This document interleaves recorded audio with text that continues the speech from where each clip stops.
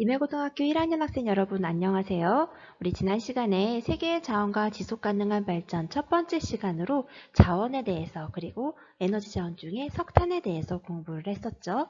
자, 오늘은 남은 석유와 천연가스 그리고 신재생에너지에 대해서 공부하도록 하겠습니다. 네, 다음으로 석유에 대해서 살펴볼게요. 자, 석유는 에너지 자원 중에서 소비 비중이 가장 높은 자원입니다. 자, 왜냐하면 이용하는 부분이 굉장히 많기 때문인데요. 자, 수송용 연료로 사용이 됩니다. 자동차 또는 비행기 또는 기차에서도 일부, 그 다음에 선박 같은 경우가 석유를 연료로 사용을 해서 이동을 하고 있죠. 또 산업용 연료로도 사용이 되는데요. 여러분, 내연기관이라고 들어보셨어요? 네, 내연기관이라는 기계들인데 얘네들도 석유를 연료로 사용한다라고 생각하시면 돼요. 그 다음 화학공업의 원료로도 사용이 되는데요. 네, 화학공업 여러분 대표적인 게 플라스틱 또는 섬유 또는 고무, 페인트, 접착제, 화장품, 식품 등등등등해서 이 석유를 원료로 사용을 하고 있습니다.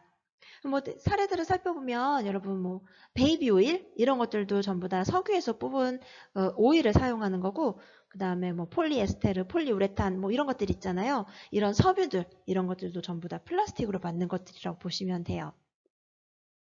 자, 분포를 한번 살펴볼게요. 자, 분포를 살펴보면 신생대 제3기의 배사구조의 지층에 매장이 되어 있습니다. 자, 배사구조 어떤 것들을 이야기하냐면 여러분 배처럼 이렇게 볼록 나온 곳들을 이야기하는 거예요. 지층이 위쪽으로 이렇게 휘어져 있는 곳들, 이런 것들을 배사라고 하는데, 밑에 물이 흐르지 않는 불투수층 위에 지하수들이 이렇게 고여 있고요. 석유가 지하수 위에 이렇게 둥실둥실 떠 있는 거예요. 그 위에 빈 공간을 천연가스가 채우고 있는 경우들이 많습니다. 자, 이런 것들에 유전을 개발을 하게 되죠. 땅을 깊이 파서 여기에는 석유를 뽑아서 사용을 하게 되는 거죠. 네, 그런데 이 석유 세계 매장량의 절반이 서남아시아의 페르시아만 지역에 분포하고 있습니다. 자, 우리가 무슨 특징이었죠? 네, 바로 편재성이었죠. 네, 석유는 바로 이 자원의 편재성이 굉장히 큰 자원에 해당이 되겠습니다. 자, 주요 수출국 살펴볼게요. 네, 페르시아만 주변에 있는 이 사우디아라비아에서 굉장히 많이 수출을 하고 있네요. 또 러시아, 아랍에미리트에서도 많이 수출을 하고 있습니다. 주요 소비국은 유럽, 미국, 아시아의 공업 국가들에서 많이 소비를 하고 있어요. 자, 석유는 편재성이 크고 또 사용하는 지역과 좀 차이가 있기 때문에 국제 이동이 굉장히 활발하게 나타나는 그런 자원입니다. 네, 우리 교과서 273쪽에 나와 있는 자료 한번 살펴볼게요. 자, 석유가 많이 생산되고 있는 지역 지도에서 한번 살펴보면 여기에 페르시아만이라는 바다가 있죠. 그 주변에서 페르시아만 주변에서 많이 생산을 하고 있고요. 그 다음에 여기를 우리가 북해 유전이라고 불러요. 북해 주변에서 생산되는 곳, 북해 유전에서도 많이 생산이 되고 있고, 미국의 텍사스나 뉴멕시코 일대 여기서도 많이 생산이 되고 있는 모습을 볼 수가 있습니다.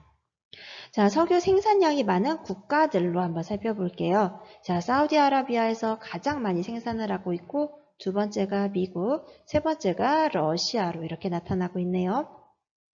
자, 석유 수출량이 가장 많은 나라 한번 살펴볼까요? 자, 사우디아라비아에서 굉장히 많이 수출을 하고 있고요. 생산을 많이 하고 있던 미국은 오히려 석유의 수입국으로 나타나고 있죠. 전 세계에서 생산되는 석유의 20% 정도를 미국이 사용을 하고 있는데 부족하기 때문에 미국이 오히려 석유를 수입하고 있다고 합니다. 자, 석유의 이동 그래프, 이동하는 모습 한번 볼게요. 자, 이쪽 페르시아만에서 나오는 화살표가 굉장히 많죠. 네들 지역에서 다른 지역으로 많이 수출을 하고 있네요. 자, 우리나라나 일본, 중국도 이렇게 많이 수입을 하고 있는 것을 알 수가 있겠습니다. 자, 미국은 부족한 양을 보니까 남아메리카에서도 수입을 하고 그 외 다른 지역에서도 이렇게 수입을 하고 있는 모습을 볼 수가 있겠습니다. 자, 이 석유는 우리가 편재성이 크다고 얘기했죠. 그래서 국제적인 이동이 굉장히 활발하다고 했어요. 이 서남아시아 지역에서 수출량의 비중이 굉장히 높기 때문에 이 지역의 정세 불안이 가격 변동에 미치는 영향이 굉장히 크게 나타납니다. 우리 예전에 그 제1차 석유파동, 제2차 석유파동에 대해서 살펴봤었죠. 그래서 우리 경제가 어떻게 변화했는가 살펴봤었죠. 바로 이들 지역의 정세 불안이 전 세계 경제에 그렇게 큰 영향을 미쳤음을 우리가 여기서도 알 수가 있겠습니다. 네, 좀 아까 살펴본 이 활동 자료와 관련되어 있는 문제가 우리 교과서에 같이 나와 있어요. 자, 여러분 읽어보시면 되겠습니다. 네, 선생님이 아까 다 설명했던 내용이에요. 네, 우리 앞에서 살펴본 지도 두 가지, 석탄과 석유의 이동 지도에서 그 차이점을 비교해 볼 수 있을까요? 자, 석탄은 석유에 비해서 국제적인 이동량이 적었죠. 왜냐하면 석탄은 생산지에 소비되는 경우가 많고 또 매장되어 있는 지역이 비교적 넓게 분포해서 즉 편제성이 비교적 좀 낮기 때문이죠. 반면에 석유는 편제성이 훨씬 크게 나타나고 생산지와 소비지가 떨어져 있어서 국제적 이동이 활발하게 나타나는 것을 볼 수가 있었습니다. 네, 자원의 생산지와 소비지가 일치하지 않을 경우에 어떤 문제점들이 발생할 수 있을까요? 네, 자원의 분포는 한정적이지만 필요한 것은 굉장히 많아요. 그렇기 때문에 국제적인 이동은 일어날 수밖에 없죠. 하지만 이런 자원의 편제성이 큰 자원의 경우에는 그 생산국에서 자원의 가격을 높게 책정해서 이득을 취하고자 할 가능성이 크겠죠. 이렇게 편제된 자원을 보유한 국가가 그 보유한 자원에 대해서 권리를 강화해서 이것을 전략적인 무기로 사용하는 그런 경향이 나타나게 됩니다. 우리가 이것을 자원 민족주의라고 하죠. 자, 이런 자원 민족주의 때문에 에너지 자원의 개발과 확보를 둘러싸고 국가 간의 갈등이 발생하기도 합니다. 네, 석탄과 석유 말고도 우리가 요즘에 굉장히 많이 사용하고 있는 자원이 있죠. 네, 바로 천연가스입니다. 석탄과 석유는 얘네들을 태우는 과정에서 대기오염 물질이 굉장히 많이 발생하는 반면에 천연가스는 다른 화석 에너지에 비교해서 석탄, 석유와 비교해서 오염 물질이 상대적으로 적은 에너지 자원에 해당이 됩니다. 자, 천연가스는 주로 석유의 분포와 일치하게 나타나죠. 자, 이용은 주로 가정용에서 많이 사용을 하고요. 또 자동차나 화력 발전에서 연료로도 사용이 됩니다. 자, 주요 수출국은 그 러시아나 미국 그리고 캐나다에서 많이 생산해서 수출을 하고 있습니다. 자, 최근에 냉동 액화 기술이 발달하게 되면서 이 천연가스를 운반하기가 편해졌고요. 또 그 땅속으로 파이프라인을 건설하게 되면서 장거리 수송이 가능해져서 그 국제적인 이동량이 증가하고 있습니다. 네, 우리 교과서 272페이지 옆에 나와 있는 이 그래프를 보면서 우리 에너지 자원에 대해서 조금 더 정리해 보도록 하겠습니다. 자, 여기 보면 단위가 TOE 이렇게 나와 있죠. 자, 얘네들은 에너지를 비교하기 위해서 만든 가상 단위라고 생각하시면 돼요. 자, 어떻게 사용하고 있는가 그 변화 추이를 한번 보겠습니다. 자, 전통적으로 가장 많이 사용하고 있었던 자원. 자, 옛날부터 우리 그 증기기관이 발명되던 시기부터 꾸준히 많이 사용되고 있었던 자원. 네, 바로 석탄입니다. 석탄. 네, 전통적으로 많이 사용하고 있던 자원이죠. 자, 석유는 그 내연기관이 발달하게 되면서 또 자동차 보급과 함께 그 사용량이 급격하게 증가한 자원이죠. 특히나 여러 가지 석유화학 제품들이 발달하게 되면서 그 사용량이 가장 많아요. 그래서 살펴보면은 그 사용량을 이렇게 한번 볼까요? 보면은 거의 40TOE 정도 40억 TOE 정도 사용하고 있는 걸 볼 수가 있죠. 자, 석탄은 40 좀 안 되죠. 한 38 정도 되나요? 자, 그 다음 천연가스 보겠습니다. 자, 천연가스는 네, 석유 때부터 같이 사용을 하기 시작해서 자, 최근에 그 사용량이 굉장히 많이 증가했어요.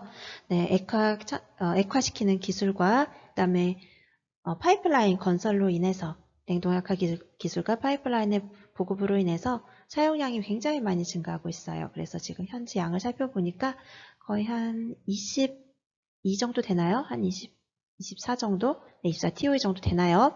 그래서 가장 많이 사용하고 있는 건 석유, 두 번째는 석탄, 세 번째는 천연가스. 네, 이렇게 사용하고 있는 걸 볼 수가 있습니다. 그 외에도 뭐 원자력이나 수력, 또 신재생 에너지, 풍력, 태양열, 태양광, 조력, 지열 등등 이런 에너지원에서도 그 에너지 자원을 많이 얻고 있는 모습을 우리가 볼 수가 있겠습니다.